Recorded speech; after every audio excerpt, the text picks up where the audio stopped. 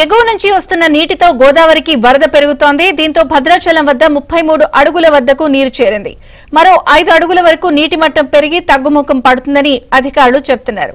ఎగువ ప్రాజెక్టుల నుంచి 6 లక్షల క్యూసెక్కుల వరద నీరు దిగువకు విడుదల చేయడంతో నీటి మట్టం పెరిగిందన్నారు.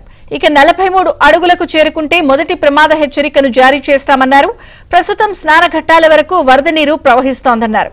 ఇప్పటికే లోతట్టు ప్రాంతాల్లో ప్రజలకు ఎప్పటికప్పుడు సమాచారం అందిస్తున్నామన్నారు.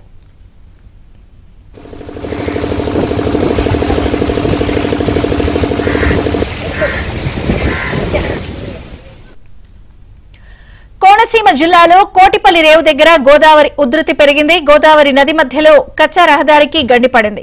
దీంతో కోటిపల్లి ముక్తేశ్వరం దగ్గర పంటు ప్రయాణాలను అధికారులు నిలిపేశారు. గండిపడిన ప్రదేశాన్ని రామచంద్రపురం ఆర్డీఓ పరిశీలించారు.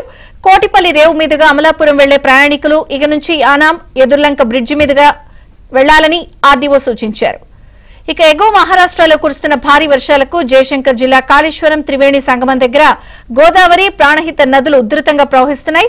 ప్రధాన పుష్కర ఘాట్ మెట్లను తాకుతూ 11 మీటర్ల ఎత్తులో మొదటి ప్రమాద హెచ్చరికకు చేరువలో వరద ప్రవాహం ఉంటోంది. కాళేశ్వరంలోని జ్ఞాన సరస్వతి ఘాట్ వద్ద వరద ప్రవాహంలో జ్ఞాన దీపాలు మునిగాయి. మేడిగడ్డ లక్ష్మీ బ్యారేజీకి ఇన్ఫ్లో అవుట్ఫ్లో 8,19,500 క్యూసెక్కులుగా ఉంది. బ్యారేజ్లోని మొత్తం 85 గేట్లు ఎత్తి నీటిని దిగువకు విడుదల చేస్తున్నారు. Yeah.